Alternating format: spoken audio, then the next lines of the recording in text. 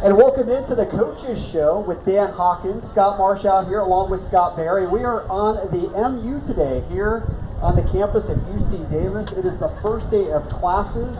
There are a ton of people out here. This is a great location for Two ton of people. Coaches Show. Yeah, it's great to see students back on campus, Coach. Well, I talked to Scott. I think when we were here there were 25,000. Now there's 35,000, I think. So a little busier back in the day. Yeah, I was going to say, you guys could both answer this, but certainly the campus has changed a lot since you guys were students here, Scott. Well, there was no parking structure back over here where I couldn't find a parking spot. I had to make my way to a meter. I had to dig out, I was telling Hawk, I had to dig quarters and dimes, even nickels out of my trunk, the console. It wouldn't take my nickels. I was fighting. I'm like, there were a lot of people here. There are a lot of people here, over 35,000 students enrolled here at UC Davis. It's a great day. It's a great time in the fall here on campus. And of course, we've got a big game coming up on Saturday as the Aggies play host to the Montana Grizzlies. 1 o'clock kickoff from UC Davis Health Stadium. And just a reminder for the students who are listening out here, walking by the MU, the student pickup is on the south patio for your tickets. You can get them between now and Friday, 11 to 2 o'clock. Or you can go by UC Davis Health Stadium 10 to 5. We do have people out here right now. You can pick up your tickets, just show them your student card, and you can get tickets for the big game on Saturday as UC Davis opens up Big Sky Conference play. Coach will break down the game, but obviously we got to go back last Saturday. It was an epic matchup in Fargo. Do we have to go back? If you don't want to, we don't have to. It was a great game, not the outcome you wanted, but certainly it was a matchup of two Titans, and both teams played very well on Saturday. I was really happy with our attitude. Scott knows this. I think one of the cool things we learned when we were here, like we didn't really care who we were playing. We just kind of went out and we played, and we expected to win. It didn't mean that we knew what we were going to, but we just played. We didn't really care what the logo was on the helmet, and that was whether they were supposed to be good or supposed to be bad. We didn't really care. We're just going to play our best. And I think we're really kind of in that mode right now with our guys, which is really cool. They were not at all deterred. It was an electric environment and very good football team, and we have a lot of respect for them, but I think sometimes you make too much of it. Like, quit making too much of it. They're guys. They have bad days too. But I was really happy with all that. I thought our defense played their tail off. We needed a few things in special teams, and we hopefully have cleaned up. And didn't quite finish a couple things on offense, but very good football team. I would say all games come down to 3 plays, and maybe in that game you could have said it was 1. But that's why you're in the arena. And so we knew one way or another, whether we won or lost, you got Montana this week, and you got a barn burner of a schedule going the rest of the way. So let's not get all caught up in the moment one way or another. Let's be ready. Let's get ourselves back together and go. Yep, one game in a schedule of 12. Certainly it was a special game, and your defense was special on Saturday. Really wanted to stop the run. Really did. Their quarterback can run. They like to run. He was their leading rusher, and we knew that, and that's where they start, is running football. So I really pleaded with our defense, and Coach Tuck did a great job, and our staff on defense did a great job. And I just told them, I said, guys, they always talk about this Bill Belichick making people play left-handed. Like, go stop what they want to do. Yeah. And if their quarterback can throw for 500 yards, great. Good for you. Like, tip your hat and sporting, good job. But don't let them do what they want to do. I broadcast a couple of LSU games, and they played Western Kentucky once, and I think Eastern Michigan. Obviously way outclassed by LSU. And I pleaded with the defensive coordinator and said, would you please just get up and stack the box and don't let Leonard Fournette run.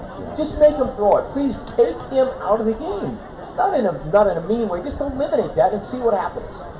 Right? But no, everybody wants to, and then he rushes for 160 yards.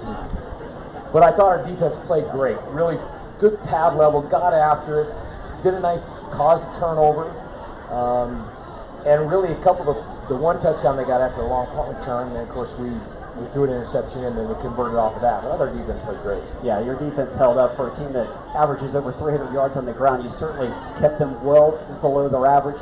This is being broadcasted live on Facebook, by the way. You can watch us there. Go to UC Davis Athletics for that. We're already getting something in on the Facebook. They want to know, did you ever get an explanation on the offensive pass interference call on the Teron Thomas seeming touchdown? Well, it's still a little bit. I sent it to our head of officials, and there's some gray area in there. I would just say this. Now, that being said, we're never going to, anytime I think in life when you make it somebody else's responsibility, that's wrong. So let's not put it on them. I think there was some gray area there, whether that should have been or should have been, but that's what they called it. So, all right, live with it and move on.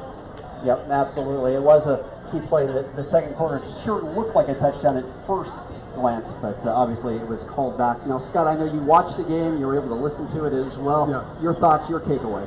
Well, you know, I mean, aside from that specific game, I actually had a question for Coach Hawk in regards to that game, in regards to the season so far. And so when I look at this team, well, first off, you and I, Scott, have had the pleasure of watching them prepare, practice, and meet.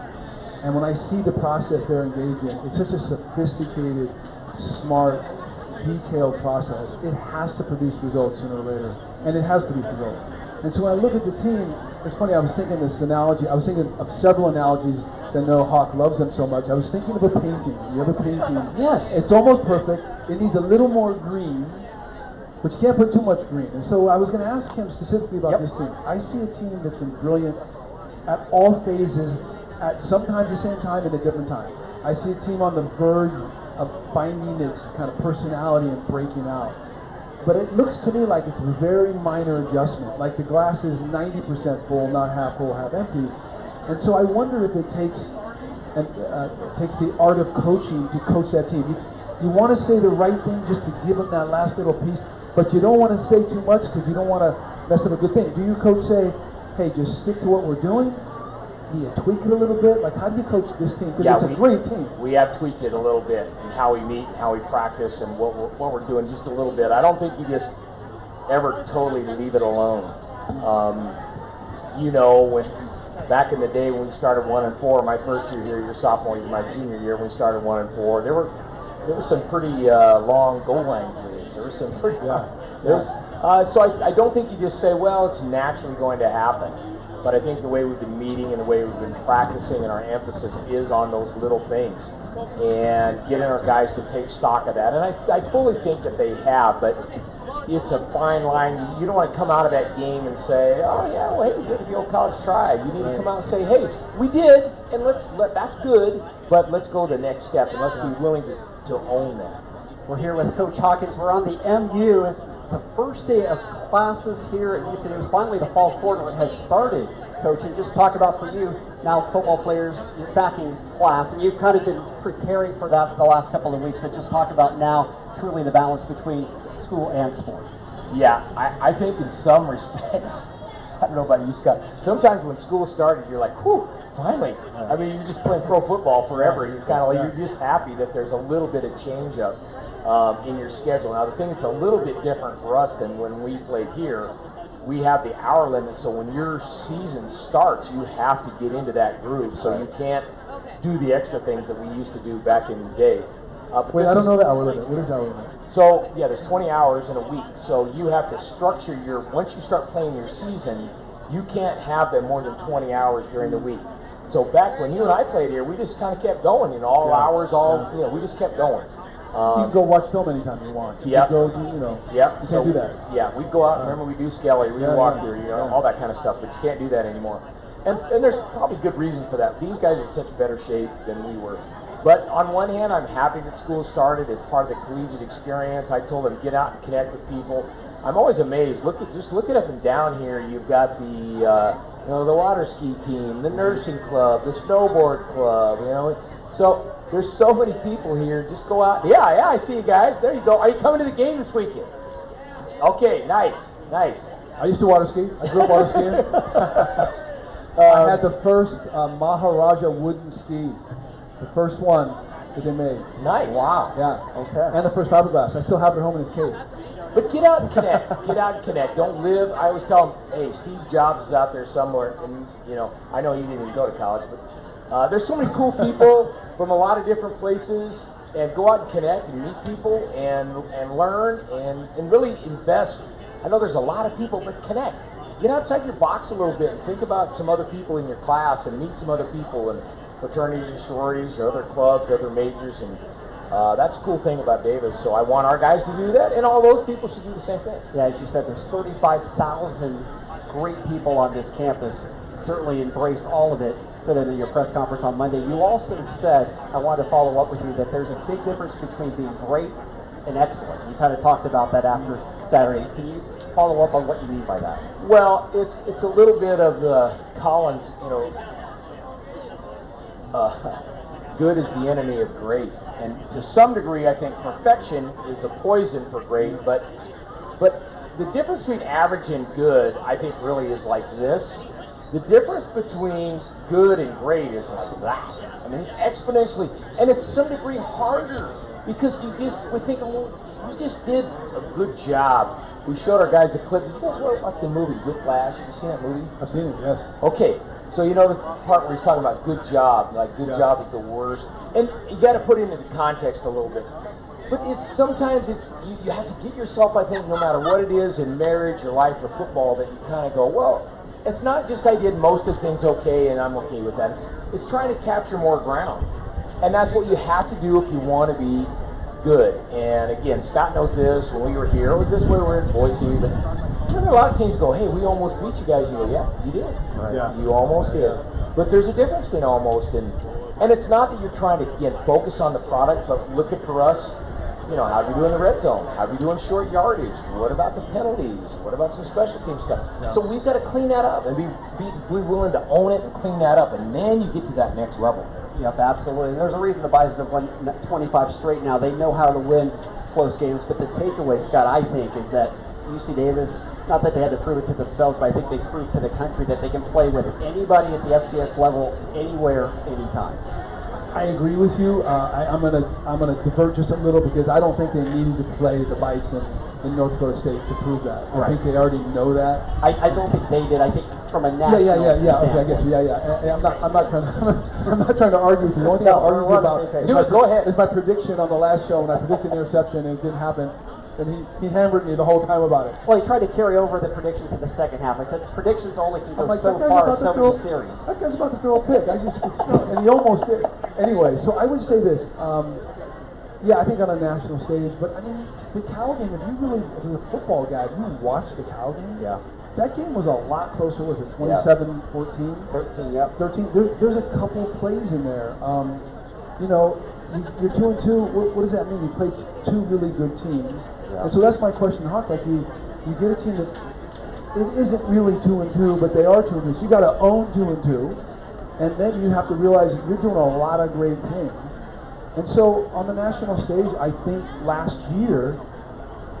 the last couple years in FCS has put Davis on the national stage, and Saturday was an extension of that. The next step is to go in there and close it out.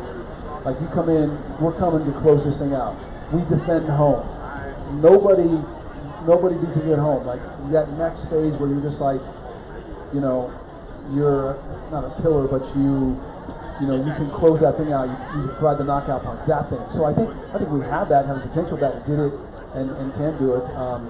And so yes, that game an important step, but I think an extension. And I think it's just an extension of the way they prepare. You see this thing up close. The way you've been to those meetings, I've been to those practices. I think You it's train all as you fight as you train. yeah, it's. So I thought today. Someone from the math department, where I spent a lot of time when I was here, needs to come watch some of your meetings. I would love to see their Come on over. reaction to how sophisticated it is and how detailed you guys are. Well, I think the average person sometimes, and we don't always know exactly what goes on for them, but I think, I know one of the things we've done before, we had faculty members of the week, and they'd come and they said, I had no idea, no clue what it is you guys do and how you do it. And I think what we do in everything we do, how we prepare these guys for life, how we talk about school, it's a sociology experiment in and of itself. But there's a lot that goes into it, and I think it helps them as a student, it helps them as a person, and it certainly helps them as a football player. And it's nothing different than you and I learned when we were here. Yep, it's about being a well-rounded student, and I think to your point too, in the polls, UC Davis did not fall, staying number 4. That's the respect that UC Davis earned from a tough game against North Dakota State, even not winning. And it's crazy when you do look at the schedule, because Cal's now 4-0. They're 15th in the country in the FBS level, and of course North Dakota State is number 1 unanimous in both of the polls. So it's been an incredible schedule early on, Coach. It doesn't get any easier. The Grizz are here on Saturday. It's a Big Sky opener.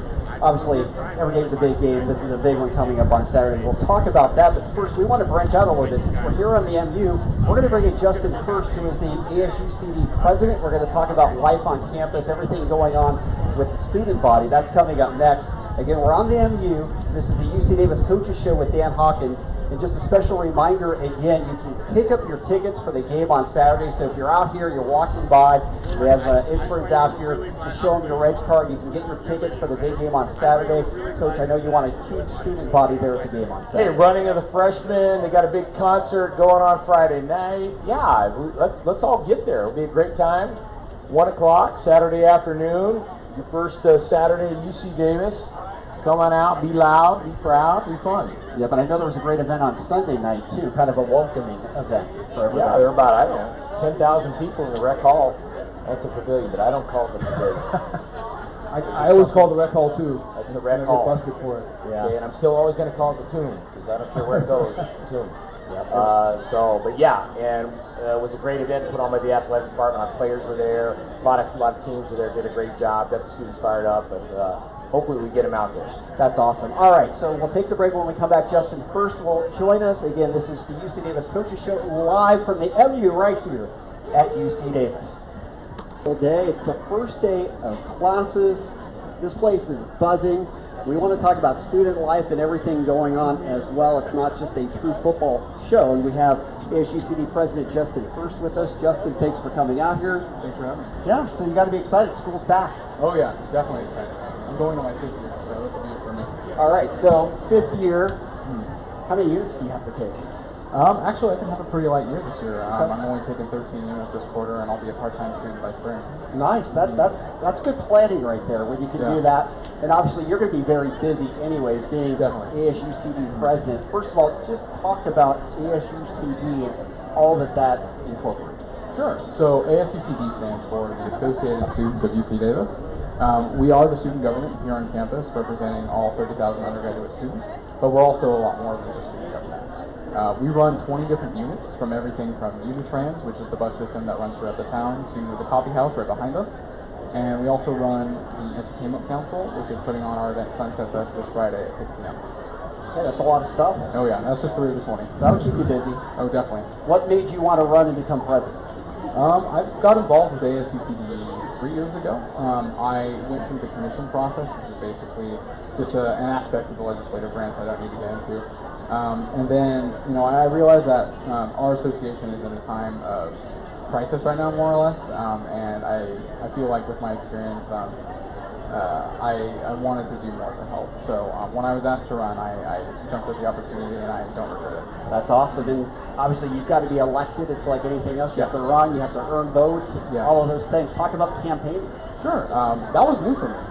So it was exciting and definitely nerve-wracking to go through that process. Emotionally involved. Obviously, you talk to your friends first, but then there's so much more than that. There's so many clubs on campus to go to talk to, and other interest groups. And it was fun. I had to have a whole team for campaigning. I couldn't have done it on my own. It takes a full team for sure. Yeah. All right, so what is your plan? What is your vision? What are you setting out to do? Well, I would say my plan for the year is a plan for the next 10 years. Okay. The entirety of the summer, we actually made a 10-year plan for the association, which is the first time that that's happened in its history. And we're going through a process where we're also rebranding. We're about to unveil that this week at Sunset Fest, so come out and see that. Tell us about Sunset Fest. Sure. Just curious about what that's all about. Sure. So it used to be an event called The Buzz, but it changed to Sunset Fest last year. So this is the 2nd annual Sunset Fest. Historically, it's been held on the quad right in front of us, but this year we're fortunate enough to partner with athletics, and we're going to be in the Aggie Health Stadium. That's going to be fantastic. That's going to be cool. Yeah. 6 p.m. to 10 p.m. and the headliner is Party Favor. That's cool. Yeah. That's going to be a great event. And oh yeah. You mentioned athletics, and that's all part of the student experience. So, so talk about how athletics fits in with ASUCD. Sure. We recently created a new position that's going to be interacting more directly with athletics, but I think it's important to note that athletics is very much the forward face of the university in a lot of ways, and creating a better relationship between ASUCD and athletics can be very mutually beneficial, because students need to be able to get involved on campus, but at the same time, athletics is such a great way for the university to get the word out about like our great programs here. Absolutely. I mean, it's great that UC Davis is a top 5 public university in the world, and now it's a top 5 football program in the country too. It's a lot to be proud of. And when you've got student athletes like Eric Flowers and Yolanda Gilliam who are going to be joining us in the next segment here with us, I mean, it's just a total embodiment of what UC Davis is.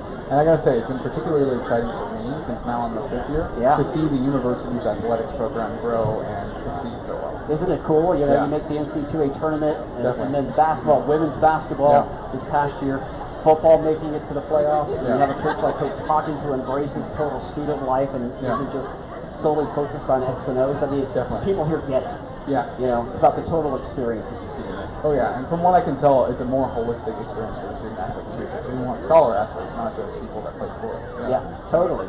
All right, what else can you tell us? Because today there's a ton of different groups out here. It's kind of the kickoff event, I would assume, to the year.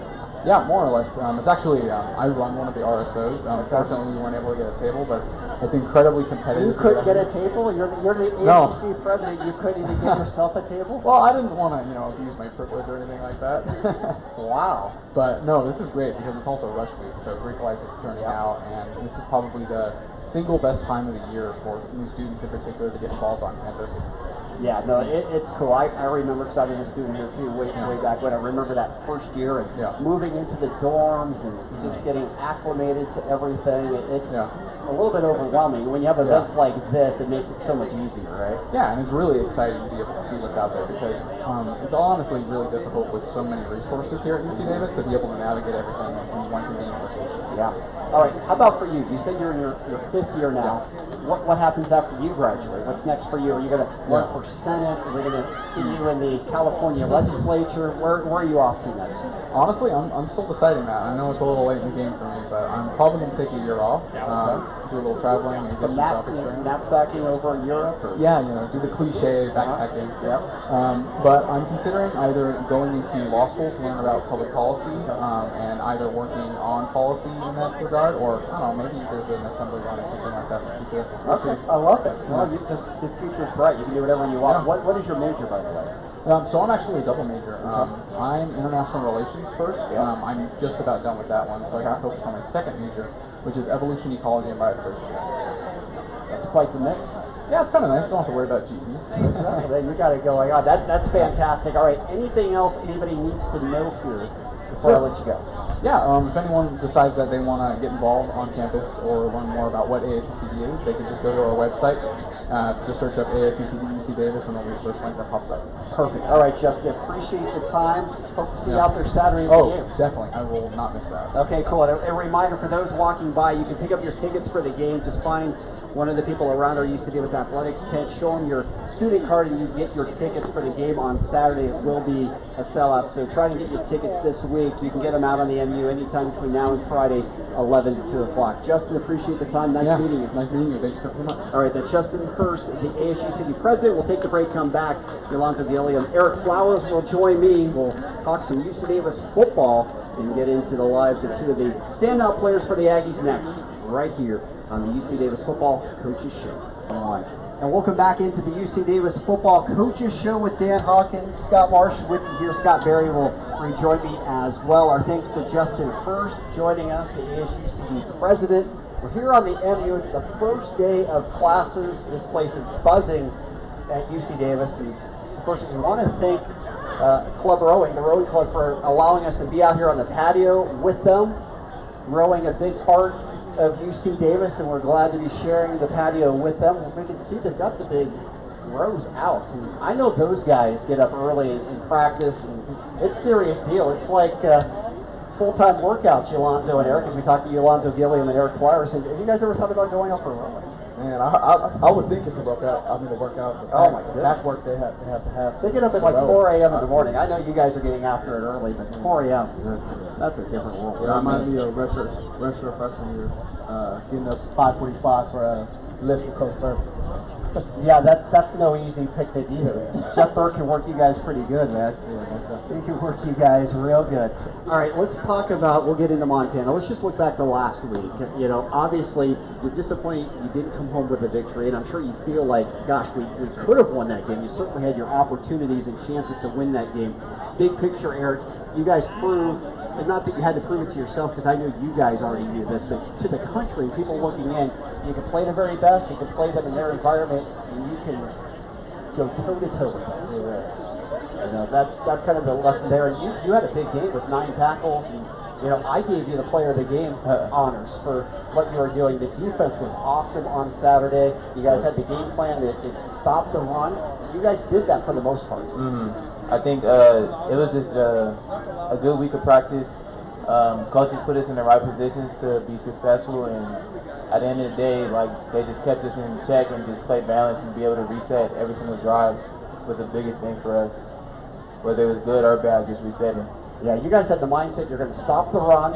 If Trey Lance is going to throw down the field, so be it. But they're not going to play their smash mouth football against you guys. Yeah. And that's pretty much what happened. I think you kind of caught them off guard. That's a big time offensive line they've got. Yeah. It was for sure nasty, but just the pad level and just playing hard and fast is what we do. So just taking to it. Absolutely. And then offensively, I mean, you guys didn't have a ton of yards running the ball, but I thought you guys ran the ball pretty effectively on Saturday. Yeah, especially more in the second half.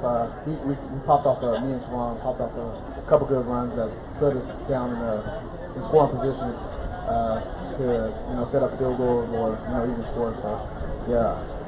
Absolutely. And I know for you guys, you moved the ball well, but it's all about punching it in, right? Getting it over that final hump, right? Yeah. So yeah, Coach Powell, he talked to us about, when we get to the red zone, that's when you want to focus on the little details, and I feel like practicing that this week, is going to allow us to convert those,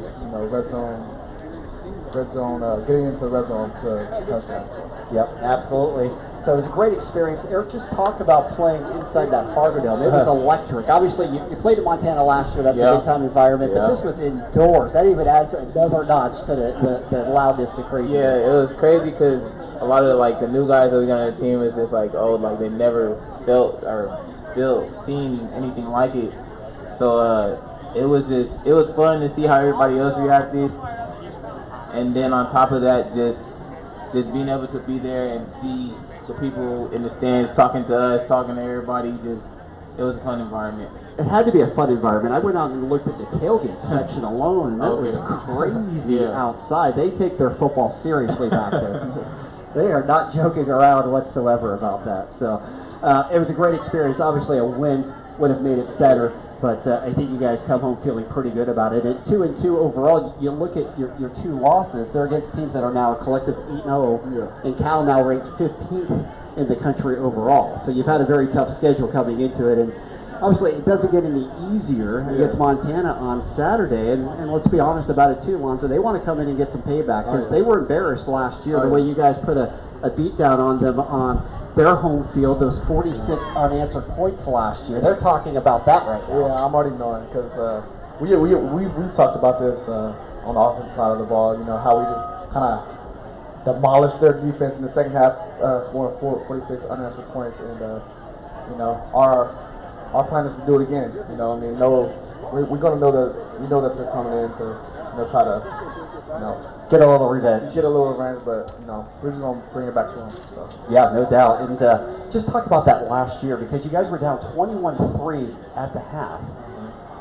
What was the mindset at halftime? It just seemed like things completely switched in that game. Did it? The Montana game? Yeah. Oh yeah, most of that. I mean, I felt like the whole time we were there, the whole time we were down, I didn't feel like we were going to lose the game.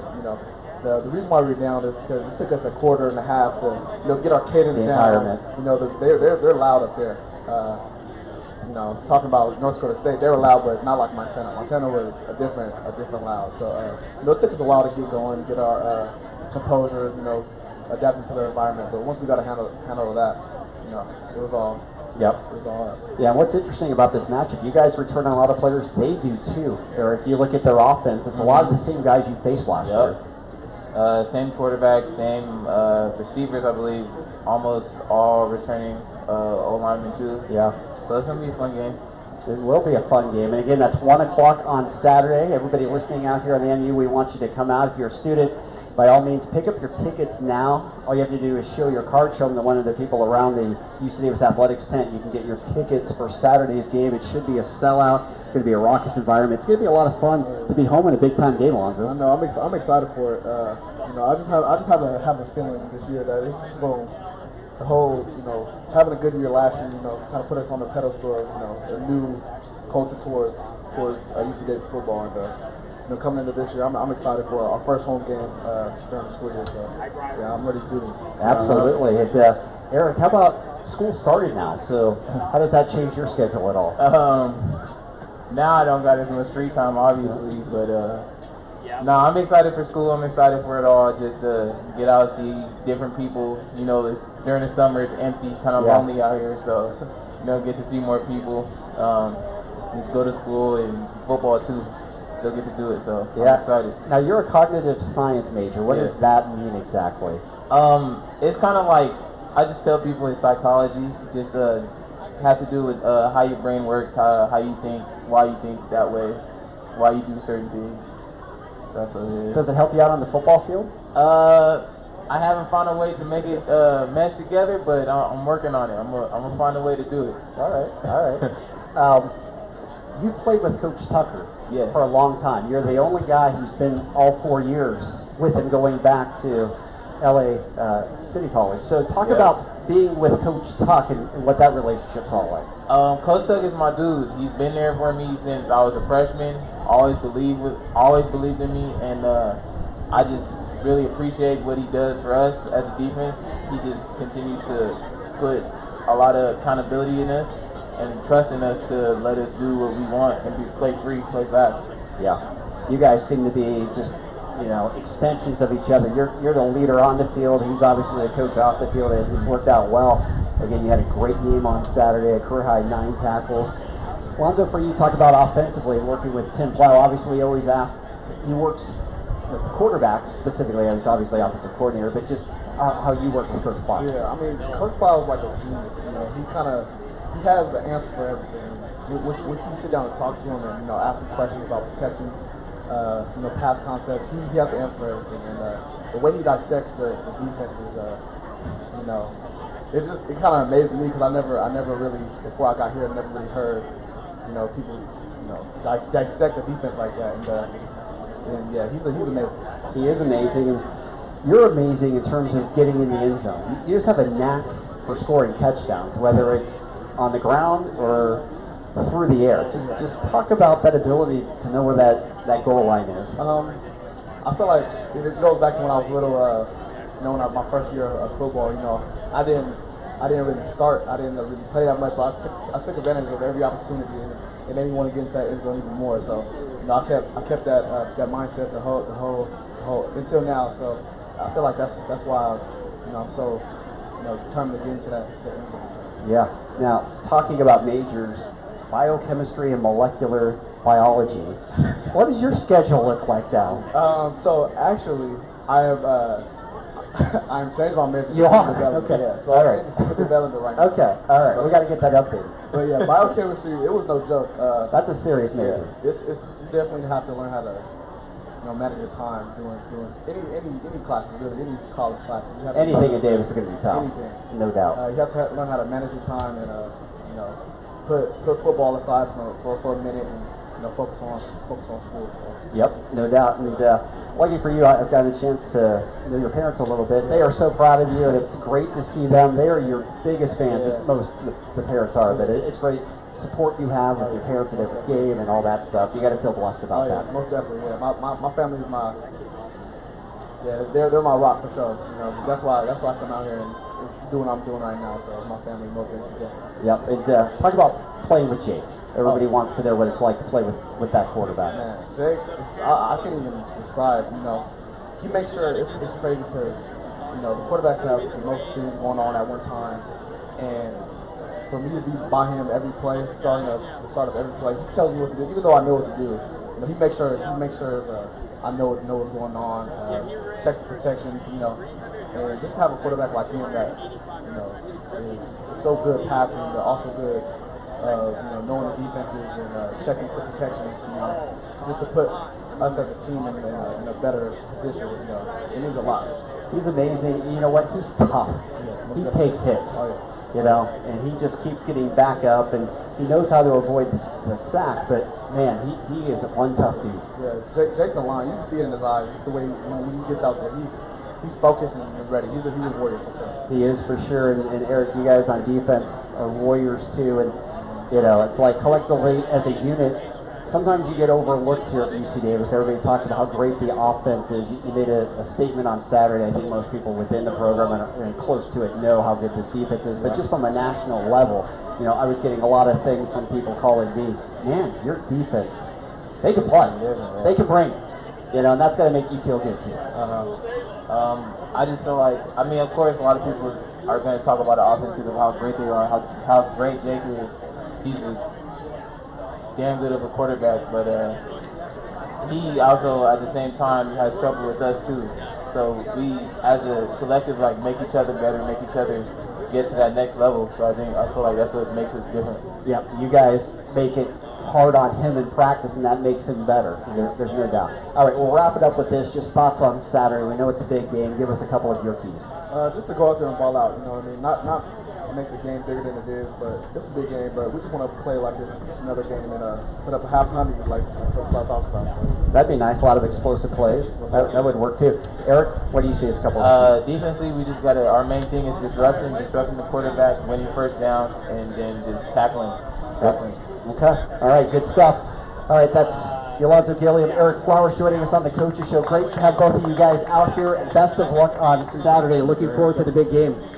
All right. We're going to take a break. Josh Fleischman does a great job too. He does. All right. We'll come back. We'll get Coach Hawk back on. Scott Barry will rejoin me. We'll wrap things up. This is the UC Davis Coaches Show live from the MU, right here on the heart of the UC Davis campus. It's going to be a great year on campus, and of course, it's already a great start to the UC Davis football season. Scott, you and I will have the call of the game on Saturday, UC Davis versus Montana. Everybody excited about this one. Big Sky opener. Conference openers always are a little extra special. You know they are, and you know school has started, and the students will be there. I mean, it's going to be a great atmosphere. And you know, conference obviously means something. These guys you see every single year. Well, I guess in your conference you don't play. How does that? It's like a flex schedule, right? Yeah, it rotates. I don't know exactly the science behind it. I'm kind of one of those guys in my life, like I just play them how they're dealt. Somebody was asking me today, I mean, you'd love to play at home at 1 o'clock in the afternoon every Saturday, but I've learned I play Thursday games, Friday games, 8:30 at night, 10 o'clock in the morning. Blue field, green field, grass, turf, on the road, in a dome. I mean, I don't know. Just got to line up and play, so I just kind of get myself in that mode. What was it like coaching on the blue turf all the time? I got to be honest with you, you sort of get used to it. It's not really that big a deal. What it did was you realize how different green a lot of other fields are. Some are yellow, some are brown, there are a lot of different. I think, truthfully, people made too much of it. Yeah. And teams would come in and they'd take pictures of it. It's kind of like when we went to Eastern last year. I said, guys, don't make it more than it is. It's not that big a deal. If you want to make it a tourist attraction, it is. But show up and play. And once the game starts, you don't really notice. It doesn't matter.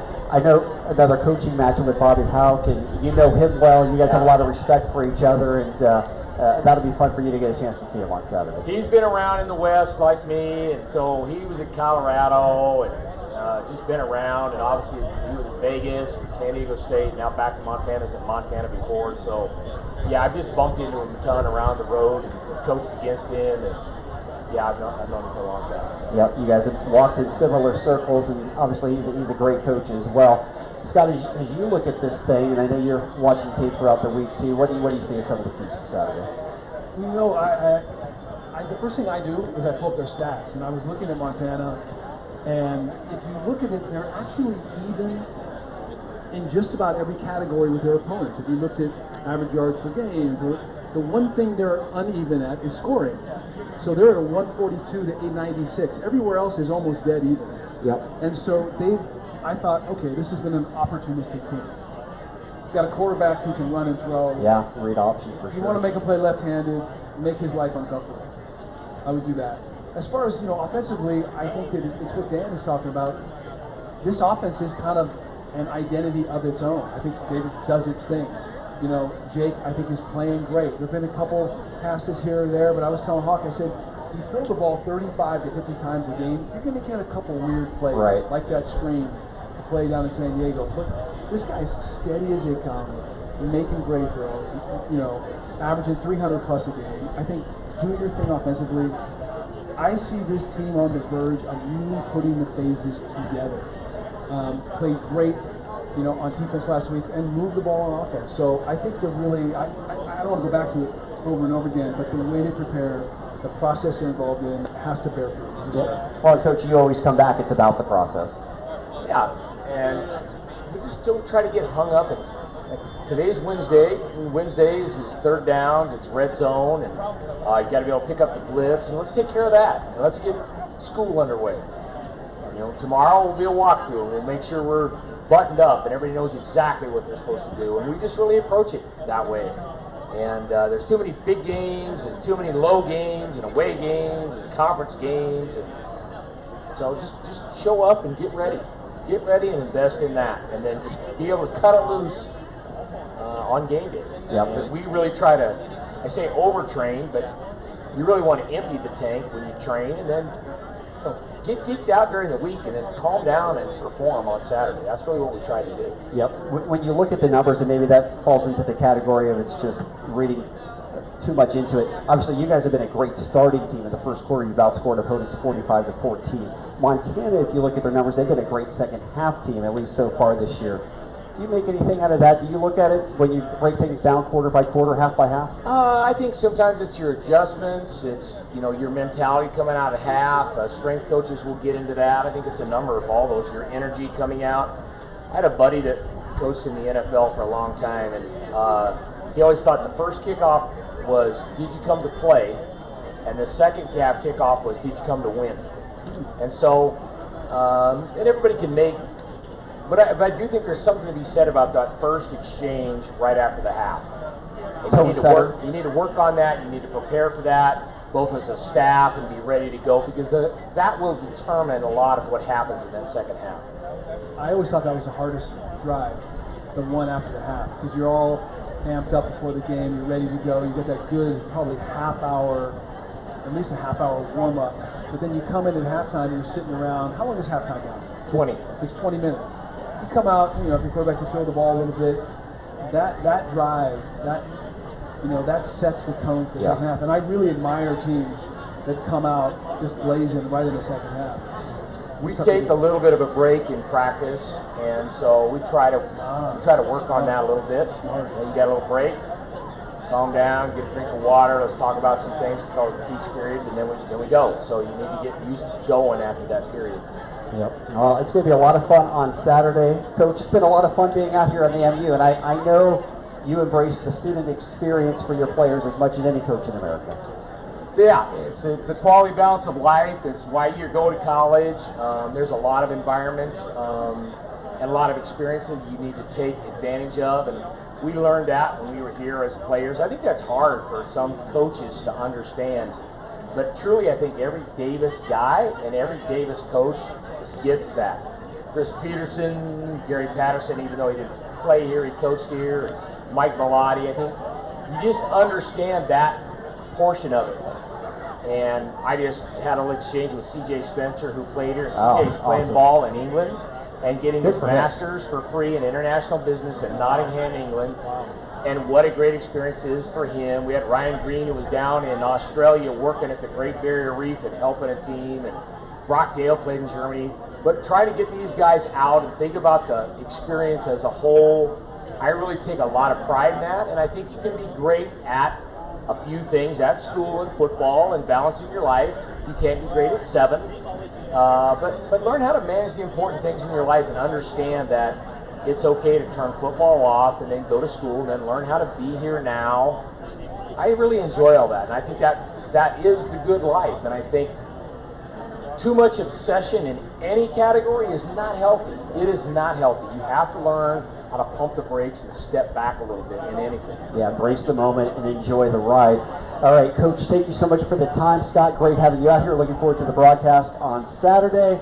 That's going to do it for our Coaches Show from the MU. Great to be out here. It's great to have school started again, and of course we've got a big matchup on Saturday here on campus. UC Davis taking on Montana. 1 o'clock kick. We'll have all the action beginning at 12:30 with the countdown to kickoff show on Sports 1140 KHTK. A reminder too, the Hall of Fame banquet is Friday night. Chris Carter, Robbie Flannery, Mark Grieve are all going to be honored in that athletics event. 3 of the great all-time Aggie players, they will be honored on Saturday as well. That's going to do it for this edition of the UC Davis Football Coaches Show.